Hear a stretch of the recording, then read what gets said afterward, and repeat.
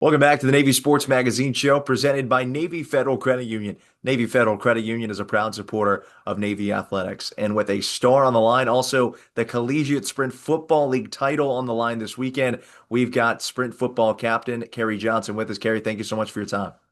Thank you for having me. What is it like every single season? This seems to come down to you and the Black Knights each year that you've been here at the academy. What are the emotions like as you guys enter this big game this weekend? Yeah, we play them every year for a star, and I think my time here has really shown that like the star means more than anything else. Throughout the year, I thought when the schedules came out, it was kind of sweet that we were going to be playing the last game of the year because in our minds that was going to be the championship game, and it has come down to that. It's exactly the way we drew it up, and what it means to us is like every single like rep, every single practice this entire year has been like solely focused on trying to beat them. And we're just so focused on coming out with a victory this year because in the past, past 2 years, I haven't really come away with a star, but I think this year we got a great roster. We got a lot of focus on our side, and we're doing a lot of things right. So I think this year we have a great opportunity to come away with a star this year. Gary, how can you draw from the adversity you've overcome so far this year? I mean, you look at you guys were trailing against Caldwell. You go a couple of games ago, you go down into the half at home, trailing against Chestnut Hill 17-14. How can you use that to fuel you against Army? Yeah, I think one of the quotes that I go back to when we're talking about that adversity against these teams is from Nick Saban. He always talks about the process over outcomes, and in those games, I know like we were down, we were trailing, but the process that the players have and the way that they do things, and the way that they run plays, and the way that the scheme is designed, the way that we practice, the way we show up, mentally prepare, the process that we have is good. The process is focused and we haven't taken our eye off the ball. And even though we've been trailing in those games, that's not because the process has been bad or the process has kind of been the process has been good. So the fact that we were trailing and came back is no surprise to any of us. Just because we know the product we're going to put out every time we come on the field is kind of come out on the end, come out on top. Gary, your process to get to being a senior in college has not been the conventional path. You're 2 years prior enlisted in the Navy, and now you're finally a first C here at the Naval Academy. What has this ride been like for you as you finally see the light at the end of the tunnel?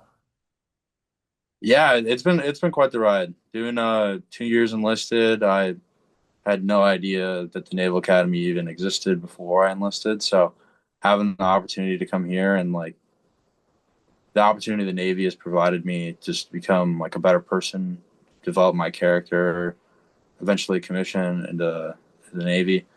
Um, yeah, just very emotional. Like the journey I've been on.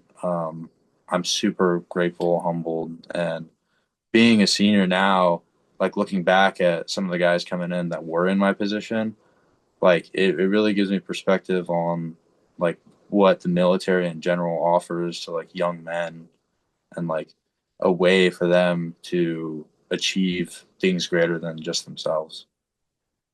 Now, you grew up in Idaho, so what was it about the Naval Academy that told you to switch gears and bring you here to Annapolis after 2 years serving as an enlisted? I don't think it had so much to do with where I came from, more of like my time in the Navy.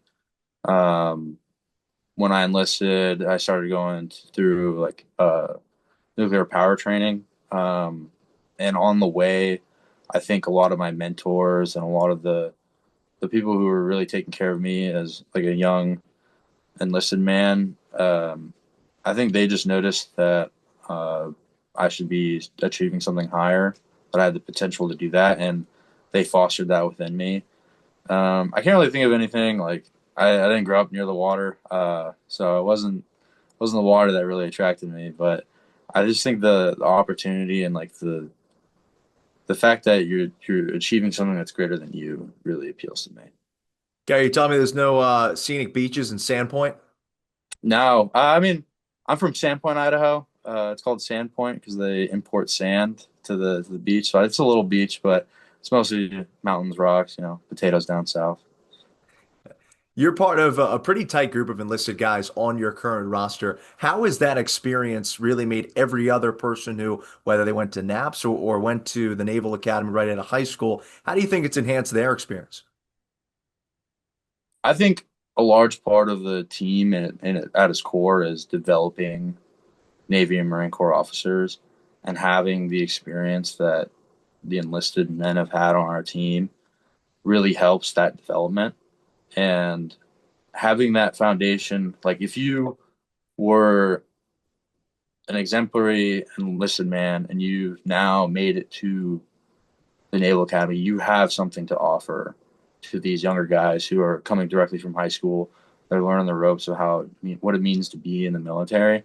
And I think that breadth of knowledge that that core group of enlisted guys on the team, that it just gets spread out to the rest of the guys. And because I want to say we're not as focused on football, but the main goal is to develop these officers, like develop men into officers. It really helps. Well, getting back to the football for a moment, and this Army game, as you mentioned earlier, it always comes down to this each and every season that you've been here at the Naval Academy. Talk to me about the emotions once that whistle blows, the initial kickoff happens, and it's game time. Yeah, the nerves have been huge every single time I've stepped on the field against Army.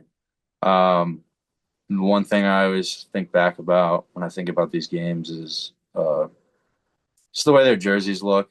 Like it just gives you that feeling like this is it. This is the game. Like there's no doubt you're there for a fight.